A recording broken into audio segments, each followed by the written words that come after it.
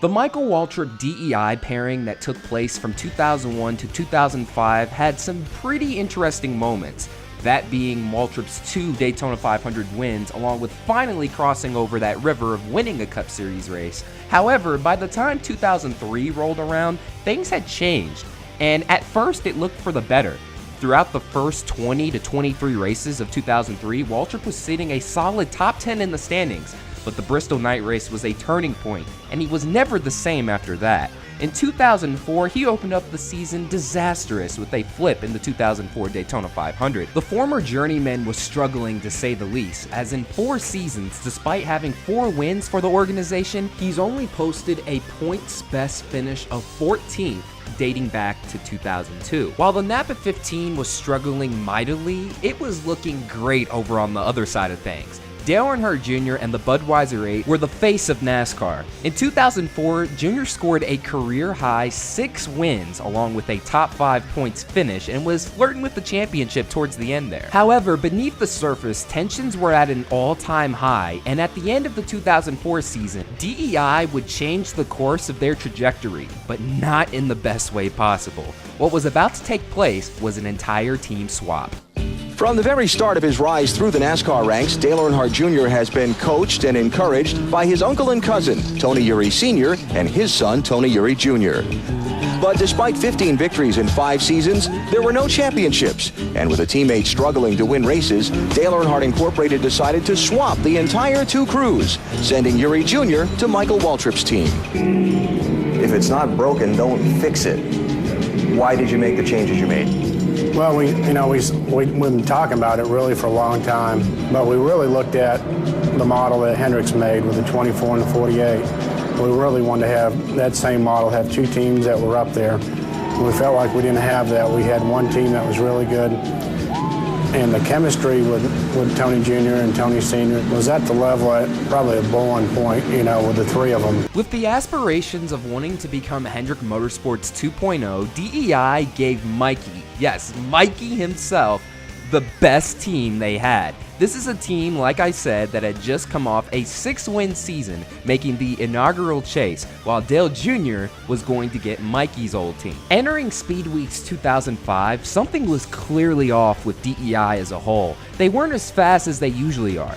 From 2001 to 2004, you would expect the 8 and the 15 to always be 1-2, or at the very least running inside the top 5 at Daytona. We wouldn't see the true speed of Mikey until the first dual race of that week, and in the end, while the 8 and the 15 were 1-2, it would be Mikey who would end up on top. But Michael Waltrip beat Dale Earnhardt Jr. by 3/100ths of a second. All week long, everybody said in Daytona, what's happened to DEI? They don't have their dominance. They're not as fast as they used to be. Look at this. Yeah, 1-2.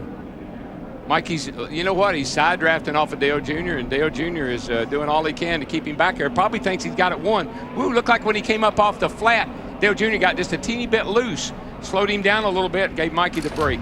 New team, smiles all around.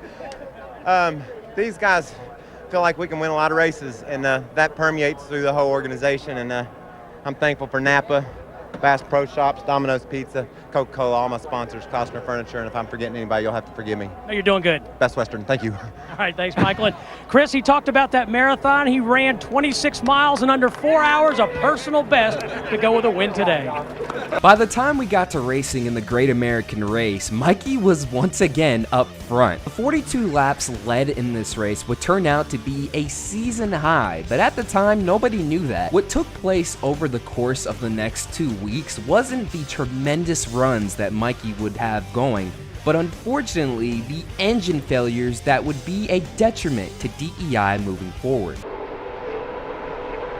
Whoa, Michael Waltrip in a cloud of smoke. I don't think that's a good thing. He's got his hand out the window. Big pack inside here, big pack inside. They're all coming hard. Tom Tippy, you got a tire down?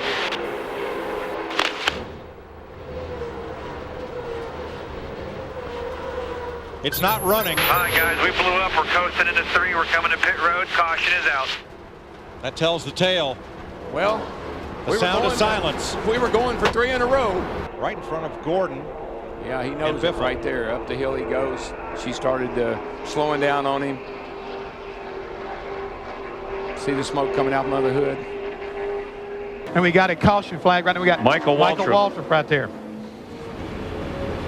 So we have another caution out with Harvick leading Jeff Gordon and Carl Edwards running third. Matt Kenseth fourth.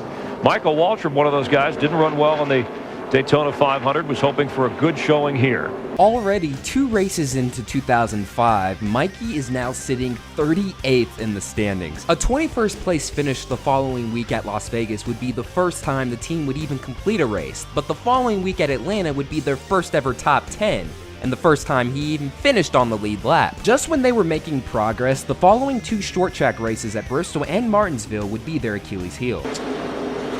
And now they've got a bunch of cars right Whoa, behind. Michael just put Jimmy Johnson in the wall. Which is good news for Greg Biffle because they're really getting away from him right now. I think Michael cut a tire down in the process. I think you're right, DW. Now he's trying to get to the bottom of the racetrack, and the whole field's coming at him. Got a right rear flat, guys. Try to stay up there, Michael. The last car will be the 07. Stay right there. Stay right there. Here they come. And he will get to pit road cleanly. That could have been ugly. And Michael got the free pass. He was right behind Rusty Wallace when that caution came out. And in the process, he cuts down a right front tire. Thought he was going to tear the fenders off of it, trying to get it back to the pits. 60 laps complete at Martinsville Speedway. Trouble one. Mikey goes around hard in the outside wall. Caution. 5th one today. Here we come. This is coming to the accident. Ooh, yeah. I think his old buddy Jeff Green, another Owensboro native, and Michael, who have had run-ins before at Rockingham in a Busch race.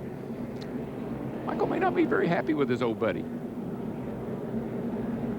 I guess the point I was making was the front damage came earlier in the race, not as a result of this. To put it in perspective how far this team had fallen early on in the season, a year ago at Martinsville, they were battling Jeff Gordon for the lead. Now a season later, they're having mid-pack beefs with Jeff Green of all drivers. But after this race had taken place, something strange happened. Over the next 3 weeks, the Napa 15 was running really good. A 6th place run at Texas was followed up with an amazing performance at Phoenix. Using the setups that they had used over the past 2 seasons to get Junior his 2 wins there, Mikey was able to take advantage of that and was out front for most of the night. In the closing laps, it was looking as if perhaps Mikey could score his 5th career Cup win. Joining an elite group, Jeff Bodine, Tim Richmond, Darrell Waltrip, Kenny Schrader, Ricky Rudd, Jeff Gordon, Terry Labonte, Jerry Nadeau, Jimmy Johnson, Joe Nemechek. But to do it, he's going to have to hold off Michael Waltrip. Can't do it. That high side just got so much speed off turn 2. Nice job. Nice job. On the high side that last time. There you see Michael's wife, Buffy. She likes what she's seeing right now. And Tony Uri Jr., the pit boss, on the horn to Michael Waltrip, who has gone to the top of the leaderboard. Despite a phenomenal performance, it was not enough to hold off the previous season's champion in Kurt Busch. While he would go on to win, Mikey had stolen the show entirely. He led 23 laps en route to a runner-up finish at Phoenix, and in the process, completely overdrove his car at one point trying to catch Kurt Busch. Many wondered if this sequence of runs was just a fluke, but Talladega would prove otherwise for DEI. Waltrip moves up with Harvick. Gordon moved up to cover, but couldn't do it. He's got the push, though. If he can get to the bottom here, Clear low. That's what it took. That took 2 of them pushing. 5 to go here, buddy. 5 to go. 29 in the water.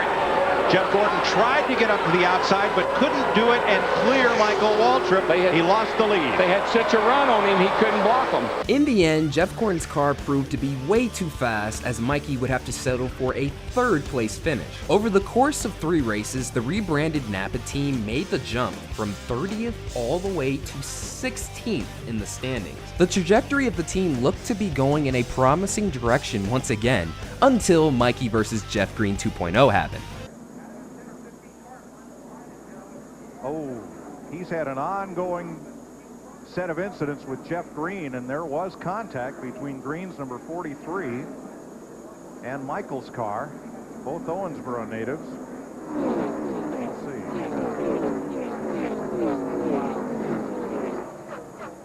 I thank God for mothers, because my mom has taught me to, if you don't have anything nice to say, just don't say anything at all. The Napa Chevy was ready to race, and I was going down the straightaway, Dick. I wish you had your handy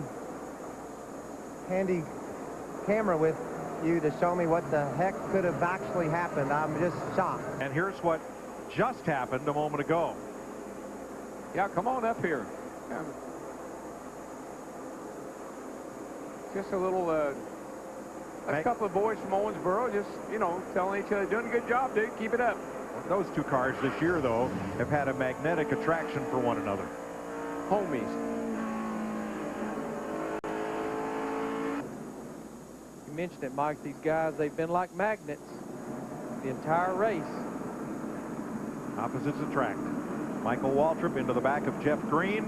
The reverse of what brought out the lap 7 caution flag. And poor Kurt Busch. Almost again. Almost got it again. I think he got quite a bit of damage, Kurt Busch did. That's going into 3. It's up in the middle of turns 3 and 4.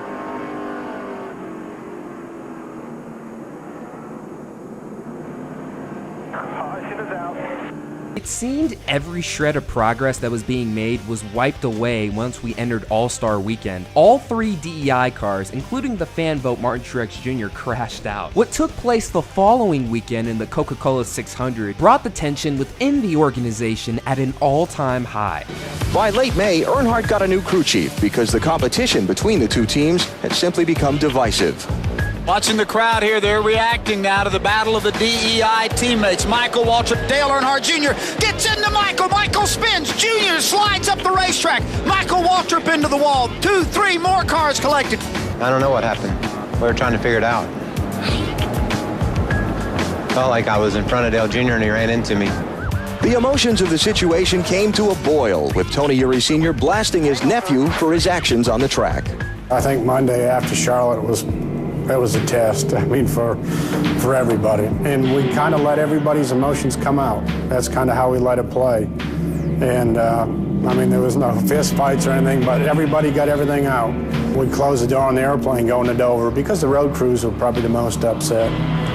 And we told them, you know, as Teresa and I presented a speech to them, you know, that we prepared, that we were going to go forward and work as a group and share. We were going to have team meetings after every practice, and that anybody that couldn't work in that environment need to get off the airplane and go work for somebody else. With a brand new restructure in place, it looked as if the results were becoming instant. Mikey scored his 3rd career Cup Series pole at Pocono, went on to lead 29 laps, and scored his 3rd top 5 finish of the season. By the time we are nearing the halfway point of the 2005 season, it's looking as if Mikey has the upper hand since the new team restructure was put in place. He's sitting 15th in the standings, while Dale Jr. is sitting a dismal 18th. What took place over the next 2 races, however, would be a total flip-flop in terms of performance. You're not like a guy, but if that guy happens to be fast tonight, you'll go ahead and draft with him. He means, look at that. Michael Waltrip spins, hits the 0-1 of Nemechek,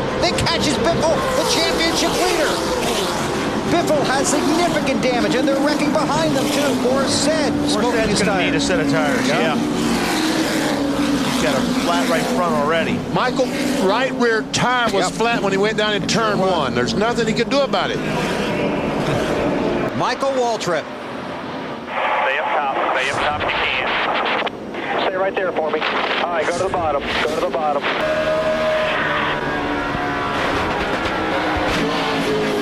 Wow. Man, oh man. That's a shot right there. The Chicagoland performance of DEI reassured who was the top dog.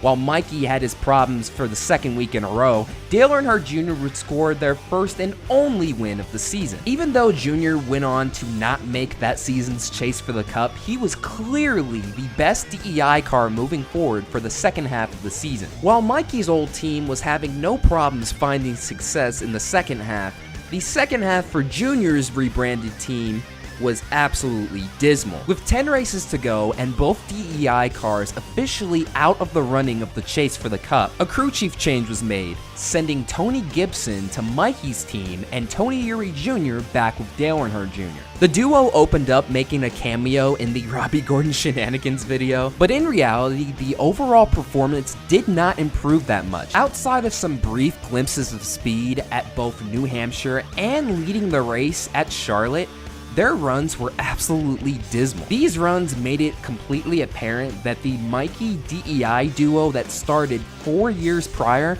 was coming to an abrupt end. Yeah, it was pretty cool. The world was right, and then it was wrong, and then it was right, and then it was wrong. And then I came to a stop, and the Aaron's Dream Machine slid right up beside the Napa Chevy. I thought, this could be a nightmare. I'm not sure, but I feel great. Somebody turned the pole sitter. What are you going to do? Unbelievable. That's typical here. Oh, watching it again. So I knew what I was doing. And Rusty just butted me back over and got me in a huge crash. But darn, I was having fun. Caution flag is out.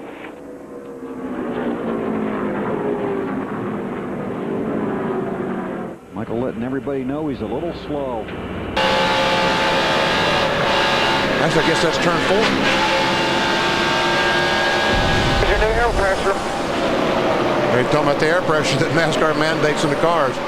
We got the car up, blowing up. Behind you, blowing up behind you. Jamie McMurray, Michael Waltrip, they got Dale Jarrett. Got in it. Carl Edwards slides by. Oh, man. Michael had such a great run going. And Michael Waltrip comes along, runs in the 4 car and knocks the air out of his right front.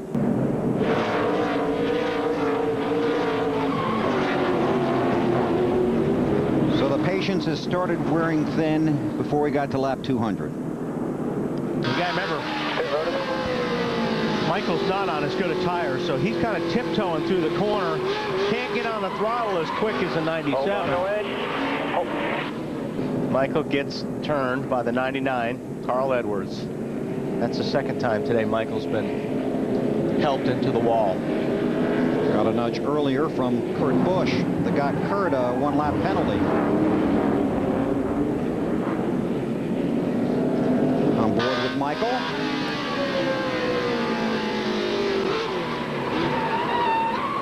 I would not want to be riding home with Michael tonight. All righty. When Mikey has the best team, his stats are this: 0 wins, 3 top 5s, 7 top 10s, an average finish of 23.4, a 25th place points finish, along with 10 DNFs. DEI's ambitions to become Hendrick Motorsports ultimately was the team's downfall. They had no clue what made Hendrick great and tried to produce the same formula. The results in this case, however, led to the destruction of DEI as a whole. 4 years after this team swap took place, DEI would officially shut down and merge with Chip Ganassi Racing. Mikey would leave and start his own team, Michael Waltrip Racing, the following season. While the Mikey DEI era had its moments, the ending was absolutely abysmal. And once again, that'll do it for another video. Thank you guys so much for watching. This is Black Flags Matter. Catch you next time.